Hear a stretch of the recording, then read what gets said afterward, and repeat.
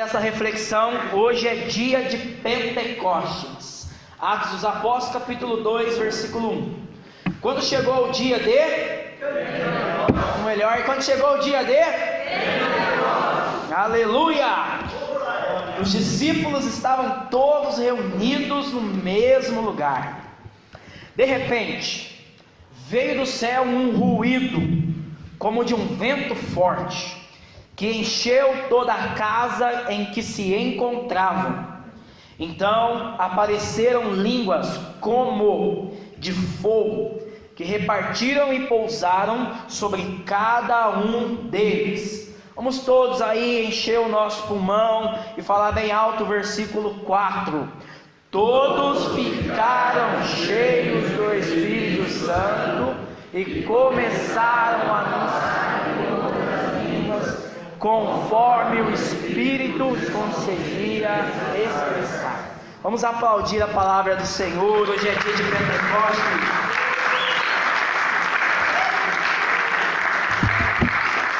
Aleluia.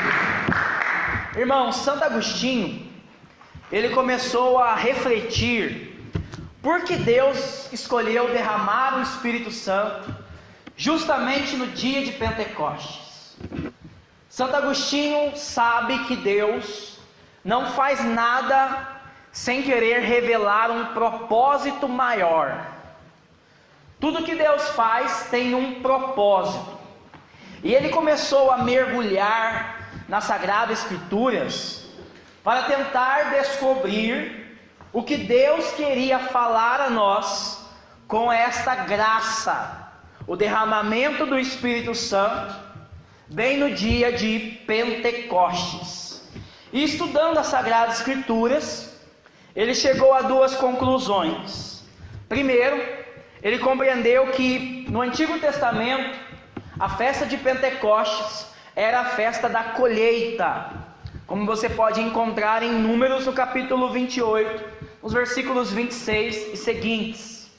Então, após atravessar o Mar Vermelho, os israelitas, 50 dias depois daquela passagem da Páscoa, a passagem, eles colheram os primeiros frutos, e esses primeiros frutos eles ofertaram a Deus, fazendo uma festa, e ali foi instituída a festa de Pentecostes.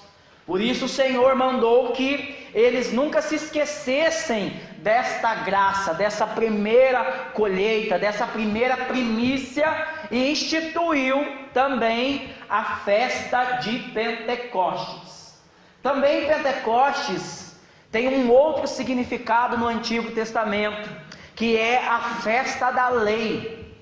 Então no dia de Pentecostes, Deus deu a lei para guiar o seu povo, e o povo de Deus começou a andar agora sobre a força da palavra de Deus. Mas tudo isso que aconteceu no Antigo Testamento ainda era promessa. Aliás, todo o Antigo Testamento ele é uma promessa. No Novo Testamento nós temos o cumprimento da promessa.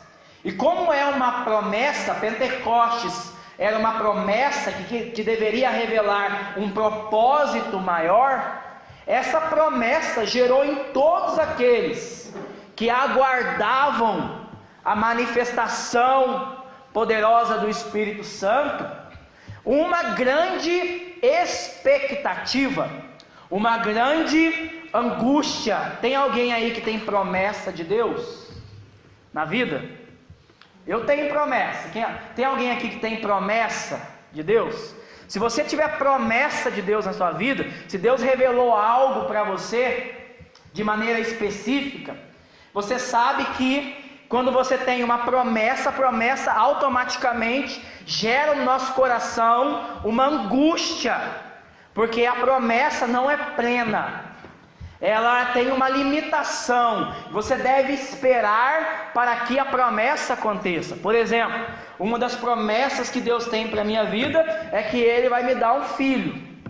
Então eu estou nessa expectativa. Meu coração, a médica falou que vai nascer por volta do dia 16 de dezembro. Hoje nós fomos fazer lá o ultrassom. O bebezinho já deu um pisão assim e escorregou. Eu falei, uhul, vai ser arteiro. Segundo, ele levantou a mãozinha assim, ó. Na hora que a médica começou a mexer, eu falei, lá, Jéssica, tá dando aleluia, tá dando glória já. Isso aí vai ser do fogo, ou vai ser do fogo essa menina. Então eu estou nessa expectativa, porque a promessa que Deus tem para mim ainda não se cumpriu. Gera uma angústia, um sofrimento. Quem está esperando aí, hoje é dia dos namorados, a promessa de Deus, sabe do que eu estou falando. A promessa gera isso, essa angústia, essa expectativa. Mas no Pentecostes, aquilo que era promessa se tornou realidade. Então Santo Agostinho, olhando para a promessa, ele vai descobrir qual é o significado do propósito de Deus ao ter derramado o Espírito Santo justamente no dia de Pentecostes. Então a primeira coisa que ele descobriu sobre esse Pentecostes vem revelar para nós que agora é um novo tempo. É um tempo da graça, é um tempo do Kairos. Então todo o Antigo Testamento, o homem vivia numa angústia, num sofrimento. Por quê? Ele vivia debaixo da lei. E a lei escravizava o homem. A lei, ao invés de libertar o homem, tornava o homem réu dela mesma. Então todo o Antigo Testamento é o homem que tenta chegar a Deus. E o homem não conseguia chegar a Deus, porque a lei gerava no próprio homem o pecado. Então o homem queria chegar a Deus, mas não tinha força para chegar a Deus. E isso levava ele a essa angústia de gemer diante desta realidade, de ter uma promessa, mas não ver o cumprimento dessa promessa. Então Pentecostes vem inaugurar um novo tempo. E isso é uma graça, é um kairos, porque agora não é mais o homem que vai ao encontro de Deus, é Deus que vem ao encontro do homem. Então Jesus inaugurou esse novo tempo, quando ele é encarnado no ventre de Maria. Agora é Deus que vem ao encontro do homem, e Deus vem resgatar o homem, para que o homem renovado pela graça de Deus possa novamente voltar-se para Ele. Então no Antigo Testamento eram os homens que ofereciam o primeiro fruto, as primícias para Deus. Agora é Deus que por graça coloca em nossas mãos, ou melhor, no nosso coração, o primeiro fruto da vida eterna, o Espírito Santo de Deus. Por isso, quando você é batizado no Espírito Santo, você não começa do primeiro degrau e vai subindo, progredindo para ter uma experiência com Deus. Quando você é batizado no Espírito Santo, Deus já te coloca no topo. Você já experimenta a Deus, porque é um novo tempo, é kairos. Então no Antigo Testamento eles ficavam fazendo asceses, mortificações, lutas, empreendimento durante anos, para que alguns pudessem ter uma experiência de Deus. Agora não, nós vivemos num tempo de graça, é um privilégio. A promessa é para todos, a promessa é para quem está perto, mas a promessa é também para aquele que está longe, aquele pecador mais devasso, que nem sabe o que é batismo no Espírito Santo. Se ele der uma brechinha, se ele abrir o coração para Deus, na vida dele hoje é dia de Pentecostes. Então o nosso coração tem que entrar nessa expectativa. Nós estamos num tempo de graça. Se você der uma brechinha para Deus com sinceridade, você vai experimentar o batismo no Espírito Santo na sua vida. Porque o batismo no Espírito Santo não é mérito nosso, não é mérito de nossa santidade, é graça. O Espírito Santo vem porque Deus nos ama, e porque Deus nos ama, Ele age primeiro. Este é o Kairos, o tempo da graça. Segundo, que esse Pentecostes também inaugura um outro tempo, que é o tempo agora onde nós não vivemos mais pela letra, a palavra que mata, mas nós vivemos agora pelo Espírito. Agora a lei de Deus é o Espírito, e o Espírito é o amor. Por isso São Paulo vai falar: a esperança não decepciona. O que fala o resto? Porque o amor de Deus foi derramado em nossos corações pelo Espírito Santo que nos foi dado. Então você não vai mais ao encontro de Deus por medo, por castigo, por coação. Ninguém vai mais ao encontro de Deus sem liberdade. Então nós vamos ao encontro de Deus porque nós somos atraídos por Ele. Quando você começa a fazer a experiência do Espírito Santo, é Deus atraindo você para Ele. Então nós experimentamos aquilo que Jeremias falava: seduzistes-me, Senhor, e eu me deixei seduzir. Então é o amor de Deus agindo, operando no nosso coração. E quanto mais você vai mergulhando nesse Pentecostes, mais você experimenta o amor de Deus e mais atraído para Ele você é. Porque o Espírito Santo gera em nós fome da glória de Deus.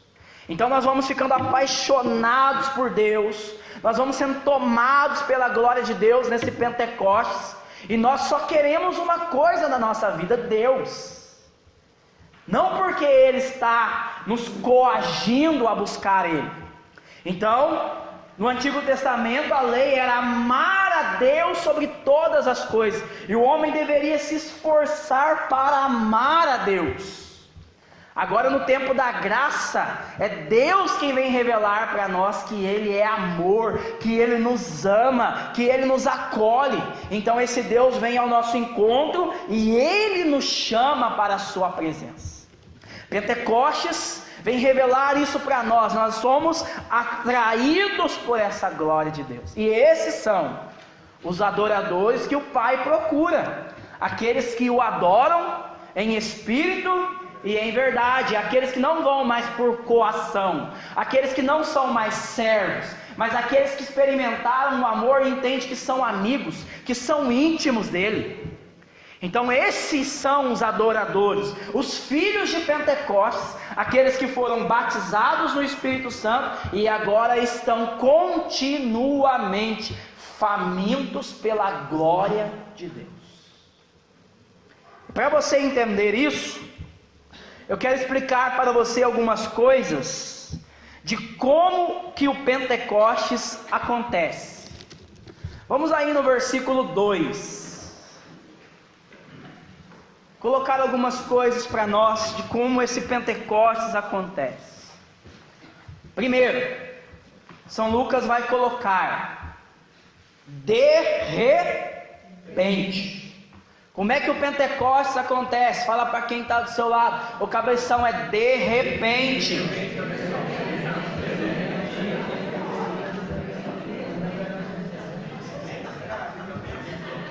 Então São Paulo, na primeira carta aos Coríntios, no capítulo 12, no versículo 11, ele fala que o Espírito Santo distribui os dons a quem Ele quer. E por isso o Pentecostes é de repente, porque o Espírito Santo é derramado quando Ele quer, como Ele quer e em quem Ele quer. O que cabe de nós é esperar o Pentecostes, sabendo que isso é uma vontade divina. Então nós não podemos programar o Pentecostes. Pentecostes não exige uma estrutura para acontecer. Muitas vezes eu vejo pregadores reclamando: porque não tem animador. Necessita de um animador para acontecer Pentecostes? Necessita que tenha um violão para que o Pentecostes aconteça? É necessário ter uma estrutura toda para que o Pentecostes aconteça? Não, porque a experiência é de repente. O que cabe a nós é aguardar esse de repente de Deus. Olha comigo aí, sem desmarcar, em Atos 10, no versículo 44. Isso aqui é meu sonho de consumo. Atos 10, no versículo 44. Atos 10, 44. Sem desmarcar o Atos 2. Encontraram? Pedro estava ainda falando. O que aconteceu aí? Quando o Espírito Santo desceu sobre todos os que estavam escutando a palavra. Por quê? Pentecostes é de repente. Pedro não terminou a pregação, o Espírito Santo veio. Então o Espírito Santo, ele vem de repente. O Espírito Santo pode vir na animação? Pode, porque de repente. O Espírito Santo pode vir na oração inicial? Pode, porque é de repente. No meio da pregação? Pode. Você pode ser batizado no Espírito Santo agora? Pode, porque é de repente. Não exige uma organização, uma estrutura para que o Pentecostes aconteça. Bota isso na sua cabeça a partir de hoje. Pode acontecer em qualquer lugar, em qualquer momento, em qualquer circunstância, porque não é uma iniciativa humana o Pentecostes. O Pentecostes é uma iniciativa de Deus. Por isso, volta lá em Atos 2, São Lucas vai colocar um segundo ensinamento para nós. De repente, o que fala aí? Veio do... Ou seja, o Pentecostes vem de Deus. Quem é que batiza no Espírito Santo? Jesus. Não somos nós.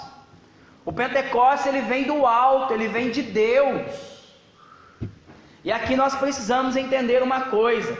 Existem duas palavras que nós temos que tomar muito cuidado, ter o discernimento dos Espíritos em nossas atividades, em nossas orações: experimento e experiência.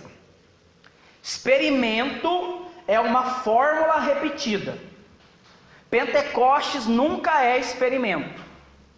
Então a dona de casa aí sabe disso. Você vai pela primeira vez fazer um bolo, e aí você fez o bolo. É experiência ou experimento? Experiência. Primeira vez. Nunca mais vai ter um bolo igual do que o primeiro, porque foi uma experiência. Primeiro beijo, experiência. Aí você fez o primeiro bolo, não ficou bom. Você vai, ficou bom? Muda a fórmula, e aí dá certo. E aí a partir daquele dia você pega aquela mesma fórmula e começa a fazer agora um experimento, porque você tem garantia da eficácia. Então o Pentecostes nunca é um experimento. O Pentecostes é sempre uma experiência. Por quê? O Pentecostes, ele é sempre original aonde acontece. Mas o que a gente tem na nossa cabeça? Porque deu certo daquele jeito, naquele dia que foi Pentecostes, agora eu vou reproduzir aquilo que aconteceu. Aquilo lá não é experiência de Deus. Aquilo lá pode ser uma experiência religiosa. Nós vimos que é bom no encontro de jovens encerrar entregando uma carta para os pais, porque ali os jovens são tocados. Se for uma experiência, Deus inspirou no seu coração para você fazer isso, para ter uma abertura de coração, glória a Deus. Mas se foi um experimento, deu certo ano passado, agora eu vou fazer de novo. Então todo grupo, para ter Pentecostes, eu tenho que impor as mãos. Experimento. Então todo grupo, para ser Pentecostes, todo mundo tem que ficar sentadinho, quietinho, porque agora é momento de oração, de cura interior. Então a gente já vem programado para que a experiência aconteça, e não vai acontecer a experiência. Eu cantei aquelas 3 músicas no início, eu sei que dá certo, porque teve unção, o povo respondeu, agora eu vou repetir o meu experimento pela vida fora. Então isso pode ser uma experiência religiosa. O batismo no Espírito Santo, o Pentecoste, ele é sempre uma experiência. Ela é original aonde acontece. Por isso nunca repete. Então Deus sempre faz nova todas as coisas. E que maravilhoso que é. Então você nessa noite tem que criar no seu coração esse desejo: Senhor, eu não quero a mesmice. Eu não quero sempre orar do mesmo jeito, sentir do mesmo jeito. Senhor, eu quero coisas novas. Me inspira, me move, me unge de uma forma nova. Eu quero uma experiência nessa noite. Eu não quero um experimento. A nossa oração não pode ser uma oração mecânica. Às vezes você está lá fazendo a mesma oração, vem Espírito Santo, vem Espírito Santo, vem Espírito Santo. Jesus batiza, está olhando no relógio. Jesus batiza, está olhando no celular, olhando na hora. Isso não é experiência. Então você precisa se desprogramar, desprograma-se. A cada vez que você for pedir batismo do Espírito Santo, se abra para o novo de Deus. O Kairos é sempre novo, original aonde acontece. Terceiro, olha aí comigo. De repente veio do céu um ruído como de um vento forte, que encheu toda a casa onde se encontravam. Notem um detalhe aí: primeiro enche a casa, depois enche os corações. Estava rezando na nossa noite de combate espiritual e o Senhor me deu um ensinamento, me revelou algo. A unção de Deus sempre precede a presença dele. Primeiro enche a casa, depois os corações. Por que aconteceu Pentecostes? Porque houve uma preparação, uma disposição para que a graça acontecesse. Por que encheu a casa primeiro? Volta comigo aí em Atos 1, no versículo 14. Atos 1, no versículo 14. Encontraram? Todos eles, o que fala aí? Perseveravam na oração, hein? Então havia uma atmosfera de graça, uma atmosfera de fé. A casa já estava cheia dessa expectativa, para que a glória acontecesse. Muitas vezes nós não tomamos conhecimento disso, e nós não criamos essa expectativa para que esse lugar seja um lugar continuamente repleto da glória de Deus. Então antigamente as pessoas vinham de maneira anterior ao grupo, meia hora, 1 hora antes, e começavam a interceder, clamando a Deus para que o Espírito Santo fosse derramado, para que as curas fossem manifestadas. Agora nós estamos vivendo numa era do piloto automático. Nós não intercedemos, nós não preparamos o ambiente para que a promessa aconteça. Nós confiamos na força humana e não na unção de Deus. Qual foi a última vez que você fez 1 hora de adoração, pedindo ao Senhor que prepare o ambiente para que o Pentecostes aconteça? Qual foi a última vez que você jejuou por um propósito de uma conversão de alguém? Qual foi a última vez que você dobrou o joelho no chão, colocou a boca no pó e pediu: Senhor, transforma a liderança da comunidade Betânia? Faz algo novo na quarta-feira, Senhor. Transforma os corações. Para você que é coordenador de ministério, quero fazer um desafio para você. Se o seu ministério está andando devagar, está engessado, para você que é coordenador de um pequeno grupo, faz o propósito de mergulhar na oração, pedindo ao Senhor que a unção preceda a presença dEle, para você ver se as coisas não vão mudar diante dos seus olhos. Então todo Pentecostes, ele é antecedido de uma busca frenética de Deus. Comece a olhar na história de todos os avivamentos da igreja, de todos os tempos. Toda vez que Deus vai começar algo grandioso, Ele começa num quarto fechado, tocando no coração de 1, 2, 3 pessoas, para que essas pessoas se coloquem em vigília na brecha, esperando um avivamento. Como é que você quer que o teu grupo de oração aconteça a experiência de Deus se você não quer compromisso com Deus? Deus não joga pérolas aos porcos. Deus não vai dar plenitude para quem não quer Ele, para quem não quer buscar Ele.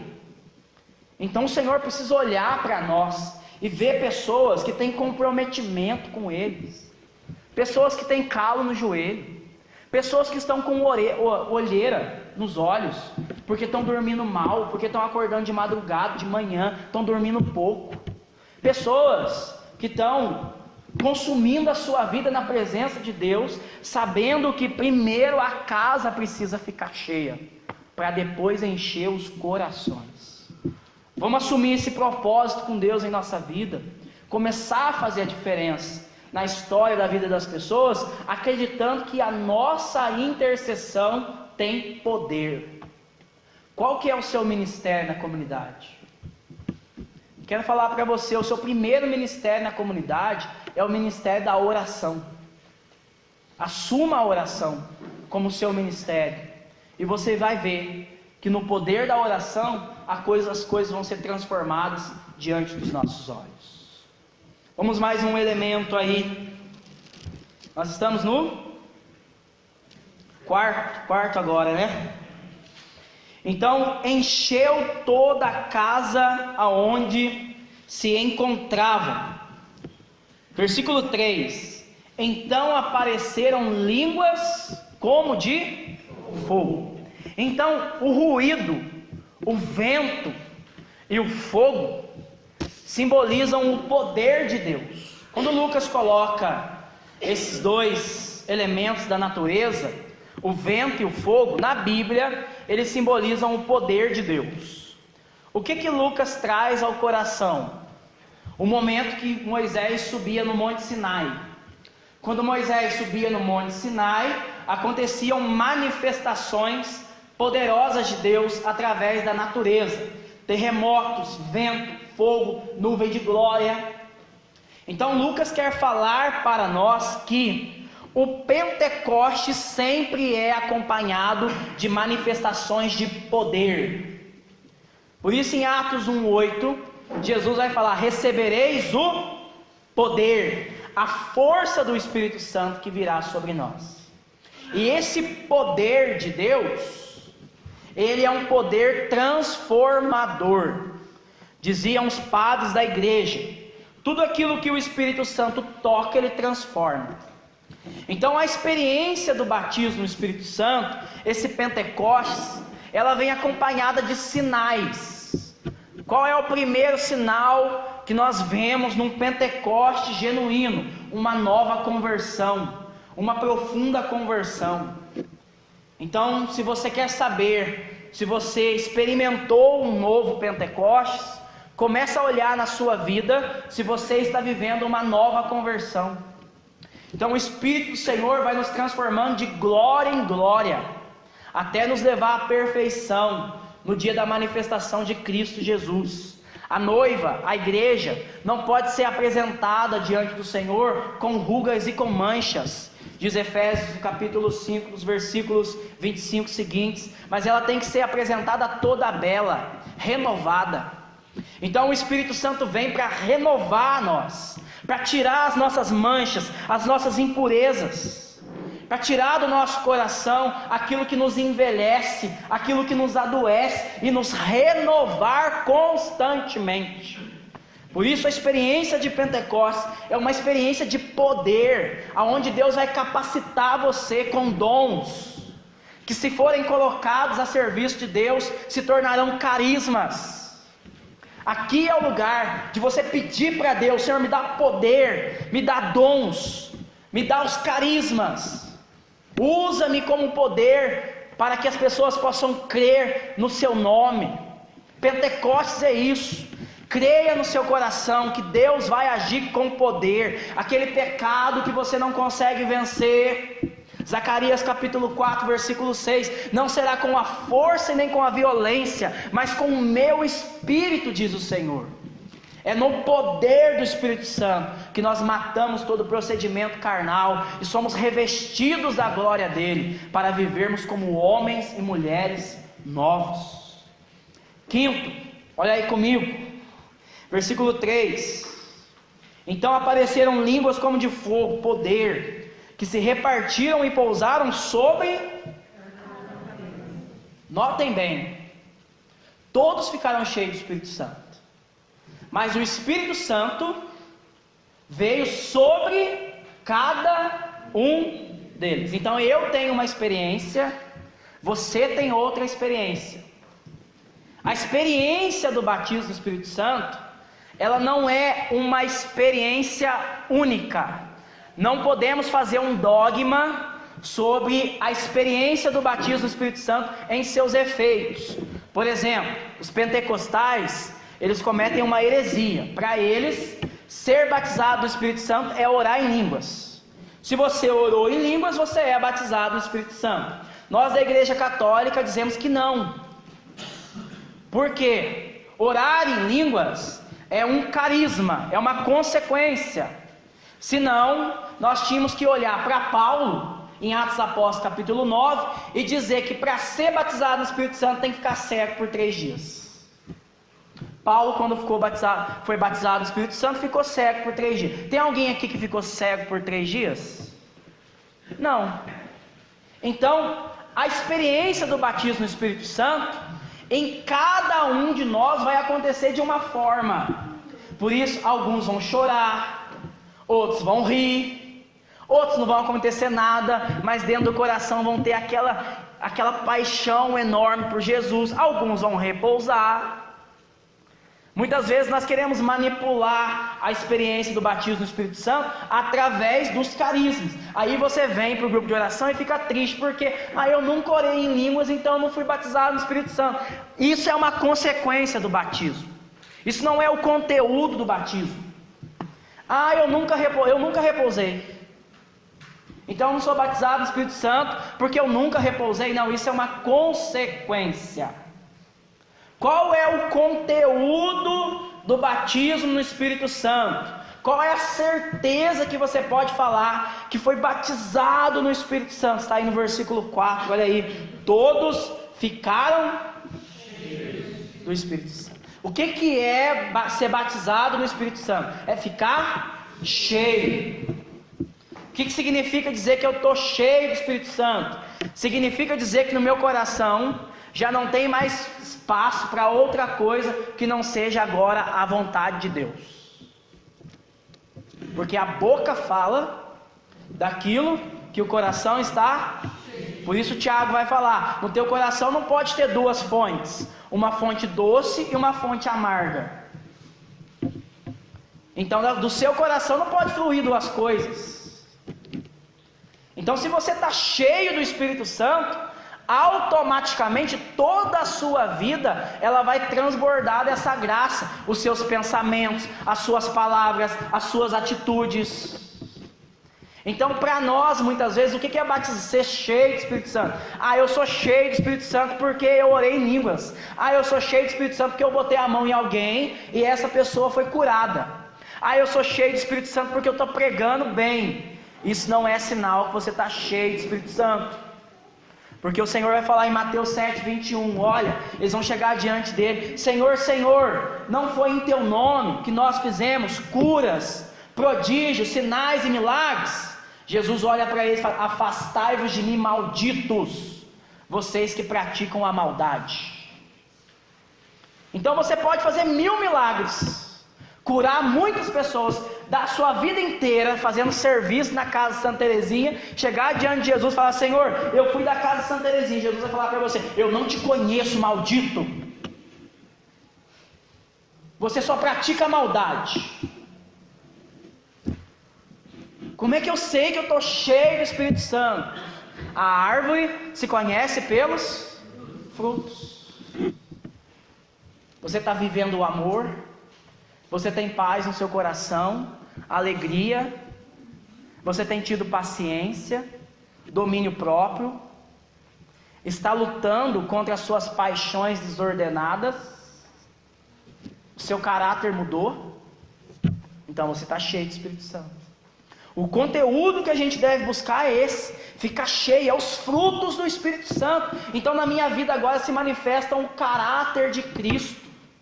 Por isso o batismo no Espírito Santo salva famílias. Porque eu era aquele pai que brigava com a minha esposa, que não tinha paciência, mas agora eu fui tomado pela glória de Deus, e agora eu vou exercer no dia a dia as virtudes, os frutos. Vou ser uma pessoa mais amável, mais paciente, vou ter misericórdia. Então a promessa de Deus para nós é que nós vamos ficar cheios do Espírito Santo. E para encerrar, essa é uma experiência para todos. Olha aí comigo no versículo 4: todos ficaram cheios do Espírito Santo. Por quê? Porque o Espírito Santo é dado para formar o corpo de Cristo. Então o Espírito Santo é dado para a igreja, para formar a igreja, para fortalecer a igreja. Então, se existe um lugar predileto, aonde o Espírito Santo de Deus tem privilégio, desejo de ser derramado, esse lugar se chama comunidade. Por isso Jesus vai falar para os apóstolos: não vos. Então a beata Helena Guerra, inspirada por Deus e movida pelo Espírito Santo, ela vai mandar as cartas ao Papa Leão XIII, e numa das cartas ela vai falar para o Papa: é preciso que a igreja volte para o cenáculo, para que o Espírito Santo retorne à igreja. Por isso você não pode afastar da comunidade. A comunidade é o lugar de experimentar o batismo no Espírito Santo. A comunidade é o lugar onde você vai ficar cheio do Espírito Santo para anunciar corajosamente a palavra de Deus. Chacoalhe o teu irmão que está do seu lado, fala para ele: não se afasta da comunidade. Aqui é o lugar de ficar cheio do Espírito.